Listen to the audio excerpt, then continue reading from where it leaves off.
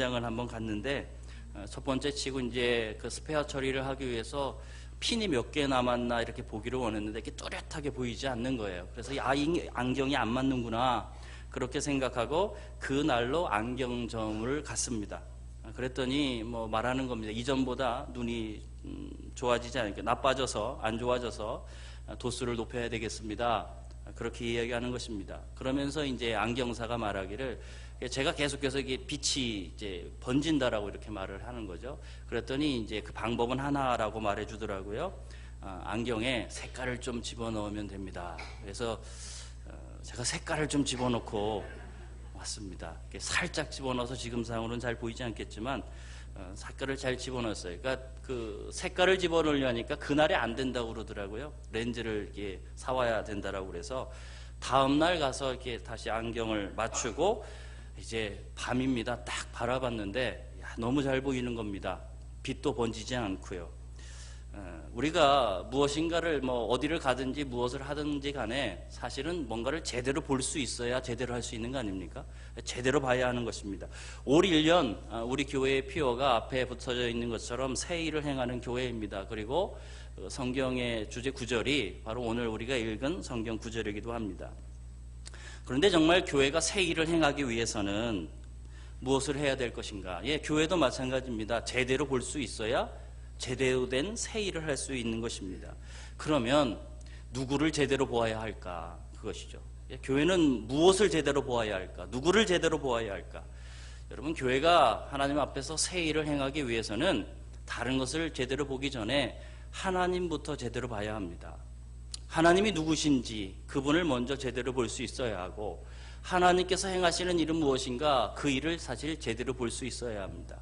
그래야 교회는 새 일을 행할 수가 있는 것입니다.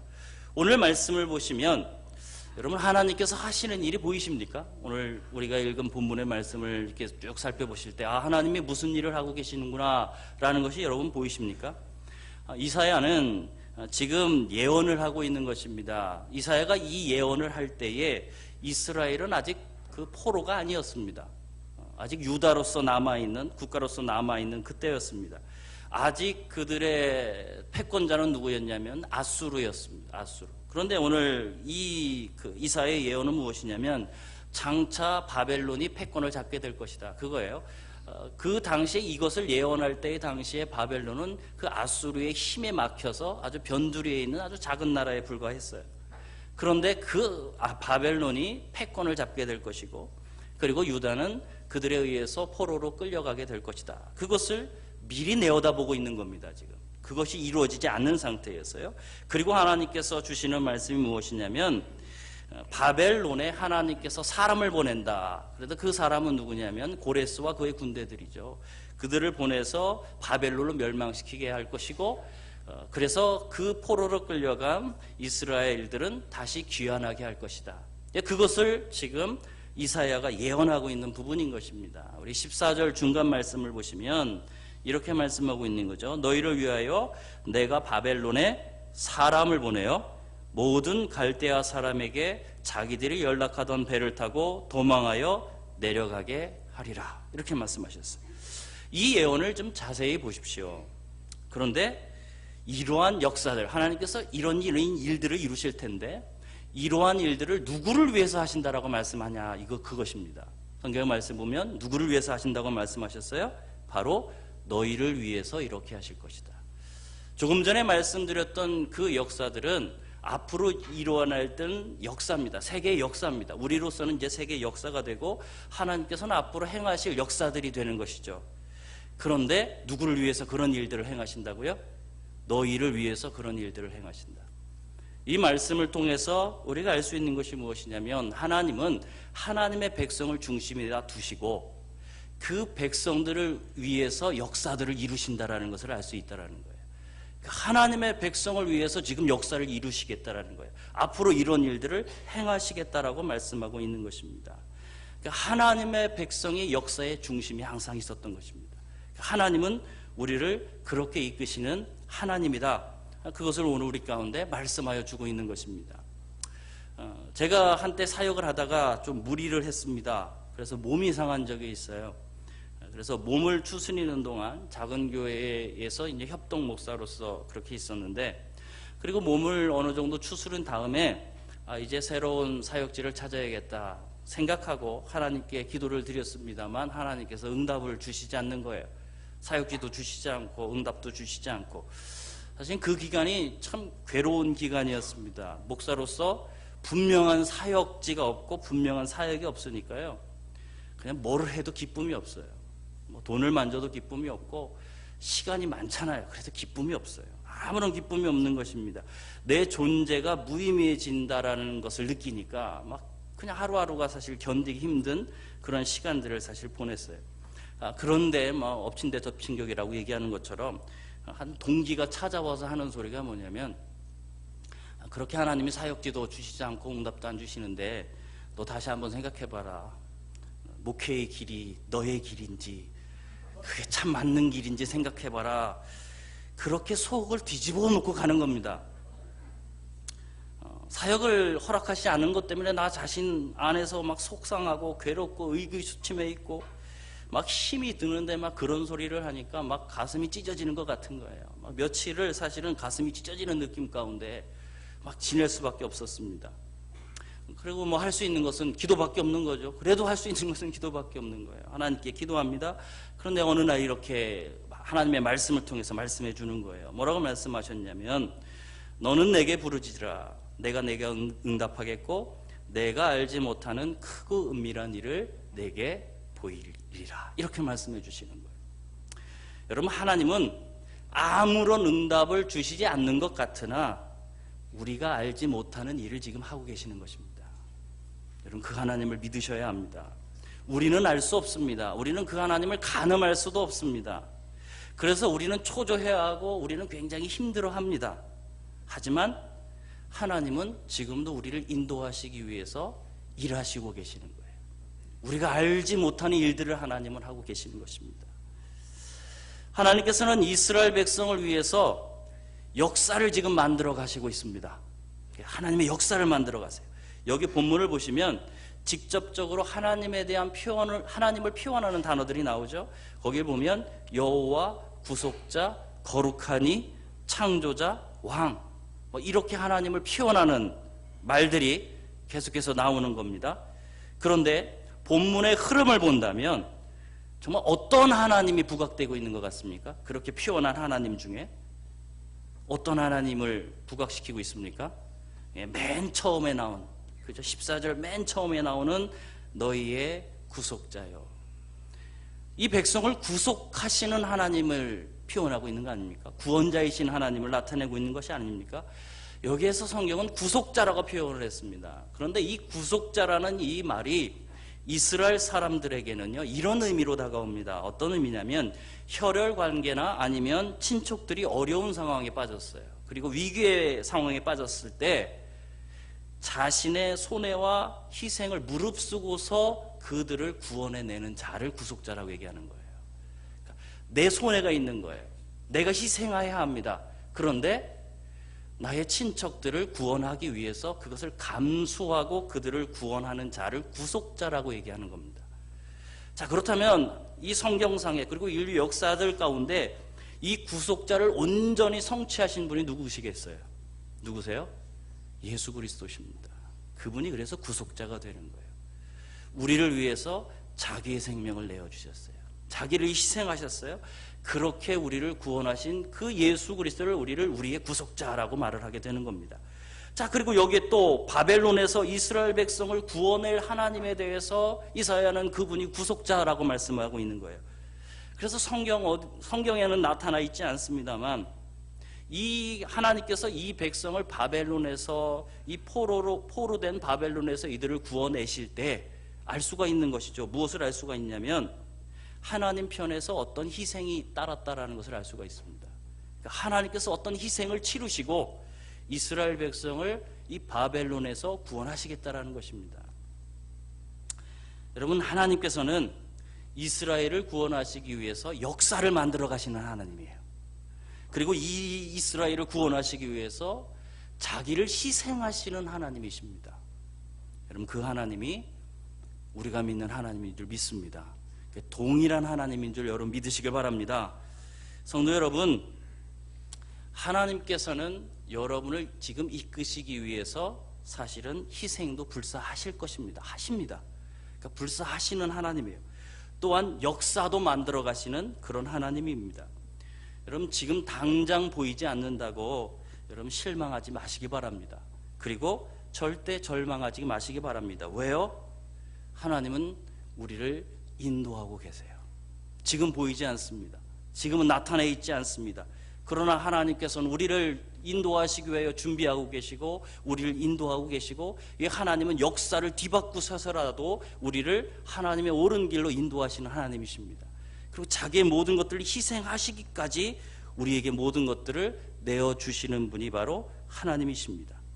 여러분, 그 하나님의 역사와 그 하나님을 바라볼 수 있는 저와 여러분 되기를 주님의 이름으로 축원합니다. 이사야는 하나님께서 백성들을 어떻게 구원해 왔는지 과거의 예를 들어서 우리에게 사실을 이 시간 말씀하고 있는 것이죠.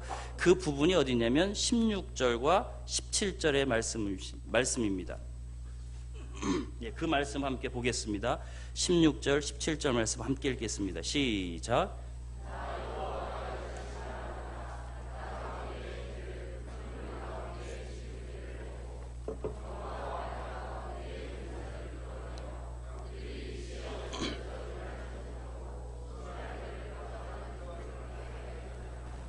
이 말씀을 보시면 바다 가운데 길을 만드셨다고 말씀하셨어요. 그리고 물 가운데는 지름길을 내셨다고 말씀하셨어요. 이 부분을 보면 구약의 한 사건이 여러분 생각나시겠죠? 그 이후에 더 말씀을 보세요.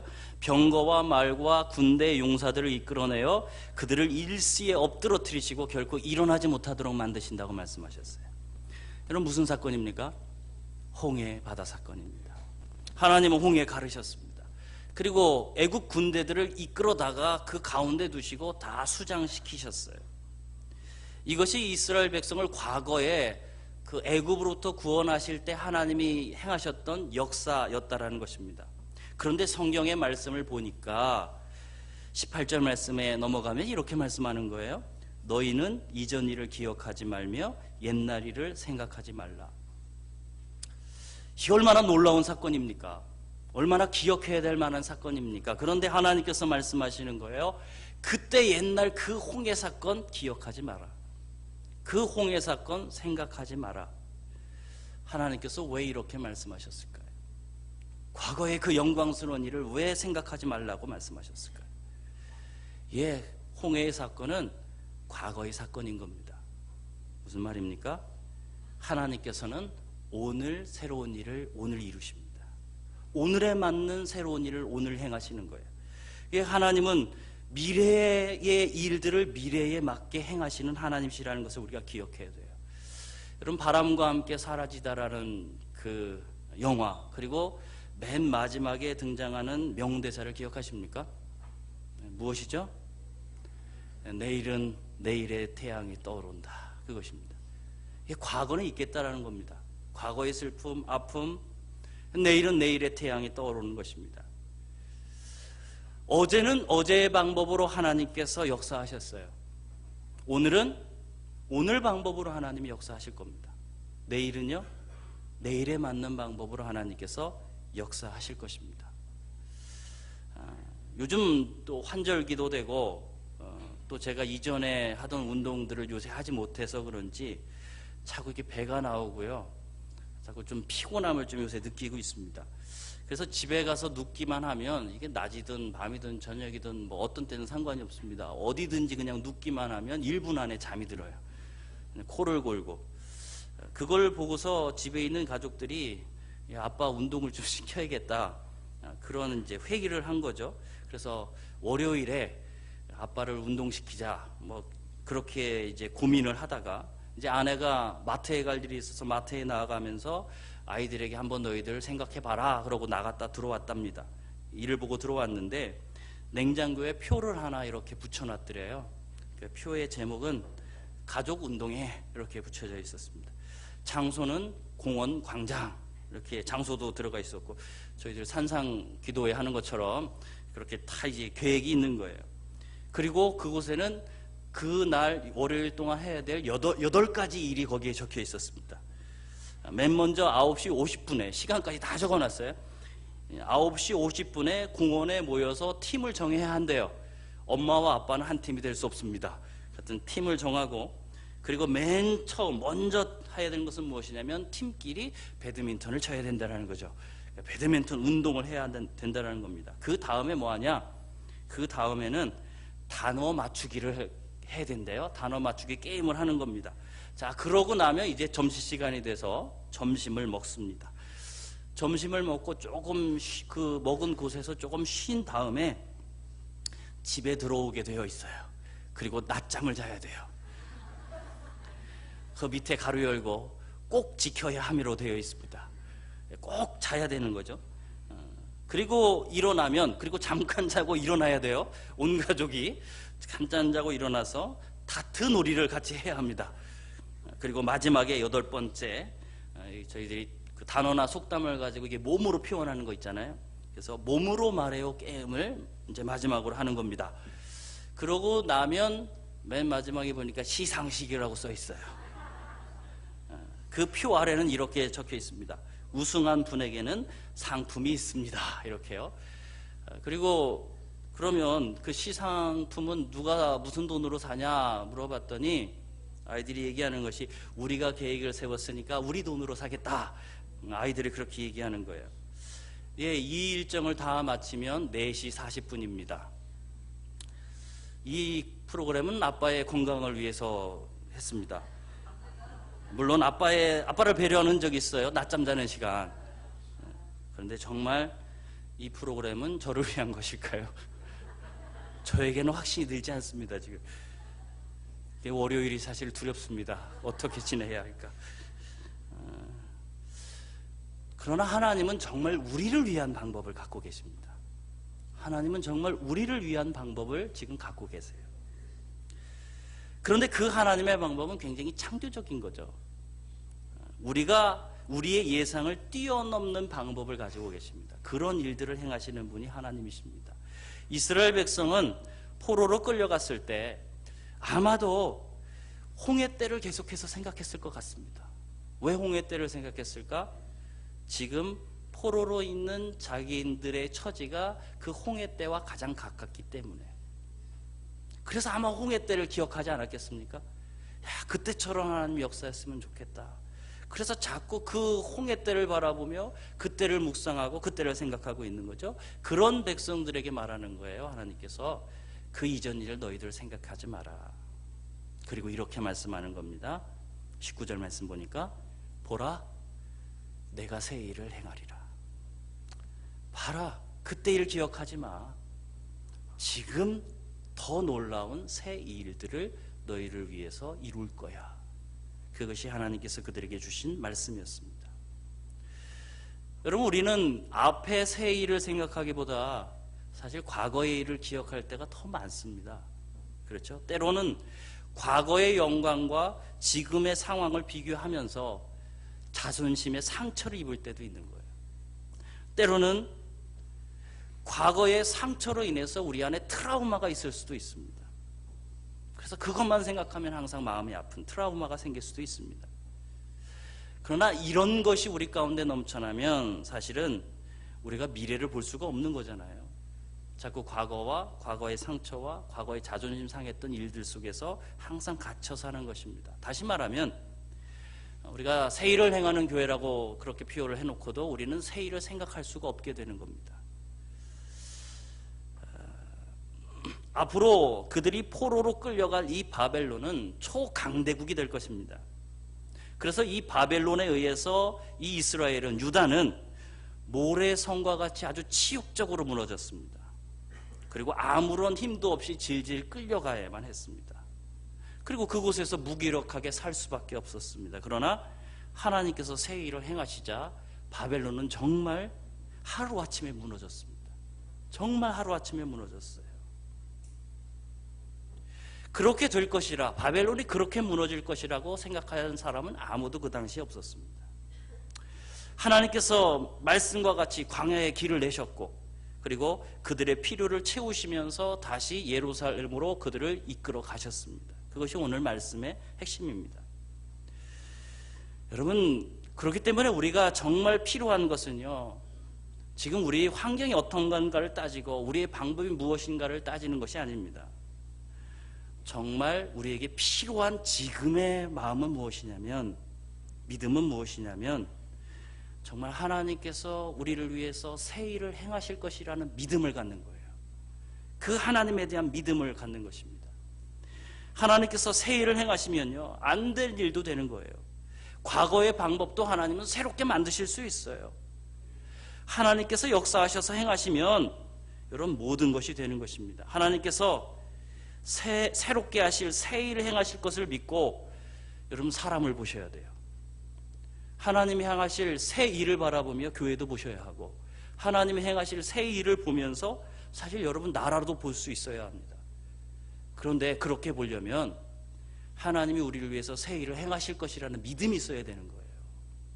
여러분, 그 믿음 없으면 이 자리에 앉아있는 그분은 항상 그분이에요. 우리 교회는 항상 그 교회일 거고, 이 나라는 항상 그 나라가 될 겁니다. 그런데 하나님께서 새 일을 행하실 것이라는 믿음으로 바라보면 소망이 생기지 않습니까? 그분에게 소망이 생기고, 저 사람에게 소망이 생기고, 교회에게 소망이 생기고, 나라도 소망이 생기게 될 것입니다. 여러분, 그렇기 때문에 오늘 우리는 정말 하나님께서 우리를 위해서 새 일을 행하실 것이라는 믿음을 가지셔야 됩니다. 그 믿음이 정말 중요한 것입니다. 새 일을 행하실 것이라는 믿음을 갖게 되면 이 광야, 그거 새롭게 보이는 겁니다. 포로 생활 새롭게 살 수 있는 것입니다. 사람들도 다 새로워질 수 있는 것입니다. 그렇게 우리를 새롭게 하실 하나님에 대한 믿음을 가지십시오. 그 믿음이 회복되셔야 우리 형제교회는 정말 새 일을 행할 수 있습니다. 그 믿음을 갖는 여러분 되길 주님의 이름으로 축원합니다. 하나님 새 일을 행하십니다. 믿으십니까? 새 일을 행하십니다. 그 하나님을 믿는 여러분 되길 주님의 이름으로 축복합니다. 하나님께서는 자신을 희생시키시고 또 역사를 새롭게 만들어 가시고 또 새 일을 행하셔서 자신의 백성들을 구원하시는 하나님입니다. 그러면 결국에 이렇게 구원해 내실 것이잖아요. 그런데 왜 바벨론에 보내시냐 이거죠. 어차피 다시 끌어오실 하나님이신데 왜 백성들을 바벨론으로 보내셨을까? 사실 그 이유를 알고 싶다면 오늘 본문 이후에 있는 22절에서 24절 말씀을 여러분 보시면 거기에 알 수가 있습니다. 이들의 나라가 이렇게 망하게 되고 이들이 포로로 끌려가는 것은 정말 그들이 하나님을 온전히 사랑하지 않았기 때문입니다. 존경하지 않았습니다. 하나님을 경외하지 않았습니다. 그들은 절기가 되면 제사드리러는 갔습니다. 그런데 하나님은 아셨어요. 그들의 마음이 하나님 앞에 있지 않다라는 것을 아셨습니다. 그냥 형식적으로 오는 것입니다. 절기가 되니까 오는 겁니다. 율법에 하라고 하니까 그냥 하는 겁니다. 그들 안에는 기쁨도 없었습니다. 하나님을 사랑해서 그 일을 하는 게 아닙니다. 정말 하나님은 존경해서 하는 게 아닙니다. 지금으로 말하면 우리도 그럴 수 있지 않습니까? 주일이 되면 예배 안 드릴 수는 없고, 그래서 억지로 와서 예배의 자리에 앉아 있다가 가는 우리의 모습.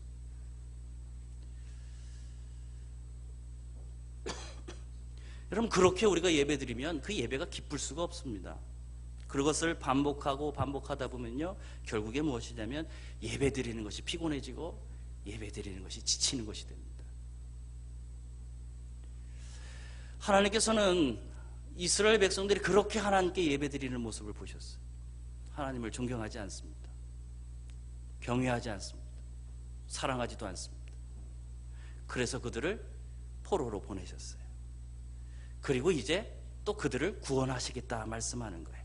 다시 말하면 이렇게 하신 이유가 분명히 있다라는 거예요. 하나님께서 무엇을 좀 알려주고 싶어서 이들을 이렇게 하고 계시다라는 것을 알 수가 있다라는 거예요. 조금 전에 제가 아프고 사역의 길이 열리지 않아서 쉴 때가 있었다라고 말씀드리지 않았습니까? 그런데 제가 그렇게 쉴 수밖에 없었던 이유를 제가 압니다. 이전 교회에서 사실 굉장히 힘들었습니다. 1년 사역했는데 한 5년 사역한 것 같더라고요. 농축해서. 정말 힘들었어요. 그래서 정말 1년 하고 그만두고 싶었어요. 뭐 이런 거예요. 어떻게 여기는 뭐 영적으로도 힘들고 몸으로도 힘들고 막 마음도 힘들고 다 힘든 상황이었는데 뭐 한 11시 반이나 12시까지 차운행 가고 새벽 기도하기 위해서 새벽 차운행에서 3시 50분에 일어나서 다시 차운행하러 가고 이런 것을 매주 반복하는 상황이었어요. 모든 부서도 다 하게 되고요. 그래서 이제 1년 하고서 이게 도대체 이거는 안 되겠다. 그래서 하나님 앞에 기도한 거죠. 하나님 저 여기 아닌 것 같습니다. 그만두고 싶습니다. 어떻게 안 되겠습니까? 그렇게 하나님께 묻고 정말 가슴 아파서 물었어요. 정말 힘들어서 물었습니다. 그런데 하나님이 저에게 말씀하셨습니다. 그냥 있으면 안 되겠니? 이렇게요. 처음에 이 말씀을 무시했습니다. 제가 이건 아닐 거야. 그리고 다른 방법을 찾아보기 시작하다가 뭐 순종해야죠. 그래서 하나님 알겠습니다. 당신이 그렇게 원하신다면 그렇게 하겠습니다 하고 2년을 더 그곳에서 사역을 했습니다. 그런데 거기까지는 잘 통과를 했거든요. 그런데 문제는 무엇이냐면 제가 그 교회에서 사역하면서 계속해서 제 입에서 나온 말이 뭐냐면 너무 힘드니까요. 저도 모르는 사이에 쉬고 싶다. 이런 한탄을 하고 있었던 거예요. 쉬고 싶다. 쉬었으면 좋겠다. 우리 하나님은 얼마나 작은 신음에도 응답을 하시는지 그 음성을 들으시고 2년 8개월 동안 아주 푹 쉬게 하셨어요. 그 기간을 지나고서 제가 깨달은 게 있습니다. 사역이 주어지는 것이 진짜 복이구나. 사역이 주어지는 것이 진짜 은혜구나. 하나님이 주시지 않으면 내가 하고 싶다고 할 수 있는 게 아니구나. 진짜 사역의 소중함을 알게 하시는 거예요. 여러분 사역이 얼마나 소중한 건지 여러분 아셔야 합니다. 요즘도 사역을 하다 보면 힘들 때가 있잖아요. 피곤하기도 하고 고민되기도 하고 그러면 저도 모르는 사이에 속에서 쉬고 싶다라는 이제 말이 나오려고 그래요. 그러면 제가 입을 딱 닫아요. 당한 게 있으니까. 그리고 참지 못하고 얘기할 때가 있습니다. 하나님 이거 쉬고 싶다고 입으로 얘기할 때가 있어요. 그러면 곧바로 하나님께 기도드립니다. 이렇게요. 하나님 이거 취소입니다. 이렇게. 왜요? 또 쉬게 하실까 봐. 여러분 쉬어보니까 사역이 얼마나 큰 행복인지 알겠더라고요. 힘들어도 그게 얼마나 큰 하나님의 은혜인지 알겠더라고요. 하나님께서 이들에게 심판을 허락하시고 포로가 되게 하시고 새 일을 행하셔서 다시 이들을 구원하신 진짜 이유가 무엇인가? 그것은 그들을 창조하신 원래의 목적으로 회복하게 하시기 위해서였습니다. 21절을 우리가 같이 읽겠습니다. 21절 있습니다. 시작. 이 백성은 내가 나를 찬송하게 하려 함이니라. 제가 원하는 쉼을 통해서 하나님은 사역의 소중함을 알게 하셨다면 이 백성들의 이 포로 기간을 통하여서 이들은 정말 예배의 소중함을 깨달았습니다. 정말 예배의 소중함을 깨달았어요. 정말 하나님이 원래 창조하셨던 목적대로 이들이 회복되어졌다라는 거예요. 15절 말씀 보면 창조자라는 말이 나옵니다. 이게 무슨 말이냐면 하나님이 이스라엘을 창조하셨다라는 거예요. 이스라엘 창조하신 분은 하나님이십니다. 하나님이 창조하신 거예요. 그런데 21절 이 말씀을 통해서 하나님이 왜 지으셨다고요? 하나님을 위해서 지었는데 하나님을 찬송하게 하기 위해서 이 백성을 지으셨다라는 거예요. 그것이 이스라엘 백성을 창조하신 하나님의 목적이라는 것입니다. 이 일들을 통하여서 하나님은 이들을 회복시키셨어요. 하나님을 예배하는 자로 다시 회복시키신 거예요. 그리고 그 일들을 통하여서 이들이 정말 하나님을 경외하고 하나님을 사랑하고 하나님께 나와 진정한 예배를 드리는 그 모습을 통하여서 모든 열방이 하나님께 돌아오도록 그렇게 이들을 회복하기 원하셨던 것입니다. 여러분 여기 하나님께서 새 일을 행하신 이유가 무엇입니까? 그것은 바로 백성이 드리는 예배를 회복시키기 위해서였습니다. 오늘 우리가 꿈꿔야 될 새 일이 무엇일까? 우리 형제교회가 새 일을 행하는 교회. 그런데 정말 최우선적으로 새 일을 행하는 그 새 일이 무엇일까? 그것은 정말 진정한 예배를 회복하는 겁니다. 그것이 우리 교회가 제일 먼저 해야 될 새 일인 줄 믿습니다. 여러분이 드리는 이 예배, 물론 하나님은 여러분이 살아가는 인생 속에 어디에나 하나님은 계십니다. 그런데 하나님 여기에 계셔서 여기에서 역사를 하시거든요. 그러면 우리가 예배 드리러 올 때에 누구를 만나야 하는 겁니까? 하나님을 만나셔야 합니다. 그게 진짜 예배입니다. 예배의 장소에 와서 예배 드리며 하나님을 경험하는 것, 그것이 진짜 예배입니다. 하나님을 만나는 게 진짜 예배입니다. 그 하나님 만나서 그 하나님께 납작 엎드리고 그 하나님의 이름 높여드리고 그 하나님 찬양하고 그 하나님께서 말씀하시는 말씀들을 듣는 것, 순종하는 것, 그게 진짜 예배입니다. 여러분, 이것이 회복되지 않는 이상 다른 새로운 일은 불가능합니다. 하나님과의 온전한 예배의 관계가 여러분 회복되셔야 합니다. 그래서 우리가 꿈꾸는 것은 그것입니다. 이 자리에 우리가 올 때마다 하나님 여기 정말 계시구나, 하나님 여기 임재하고 계시구나, 그 하나님의 임재를 함께 경험하는 거죠. 우리가요, 몇몇 분이 아니라 그냥 모든 성도들이 함께 그 하나님을 경험하는 거예요. 그리고 그 하나님을 예배하고 그 하나님을 함께 찬양하는 예배, 정말 우리가 회복해야 될 새 일의 첫 번째는 바로 그것인 줄 믿습니다. 그래서 하나님에 대한 우리의 태도가 회복되어지고, 하나님을 공경하는 마음이 회복되어지고, 하나님을 사랑하는 마음이 회복되어지고, 인생에 대한 태도가 회복되어지고, 그러한 새 일이 우리 가운데 있기를 정말 소망합니다. 여러분, 우리가 그런 하나님의 참된 예배자가 되기를 주님의 이름으로 축원합니다. 함께 기도드리겠습니다.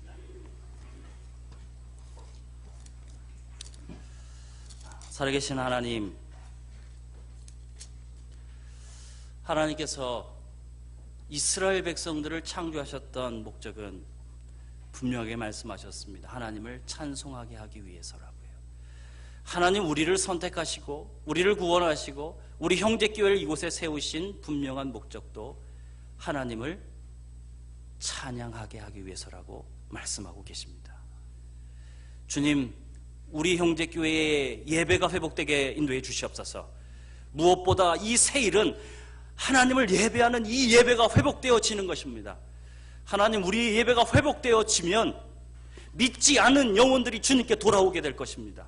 우리가 하나님께 예배드리는 그 예배의 모습을 보며 그들도 하나님 만나게 될 것입니다. 그들도 하나님을 경험하게 될 것입니다. 주여, 우리 형제교회에 그런 예배로 회복하여 주시옵소서. 예수님의 이름으로 기도합니다.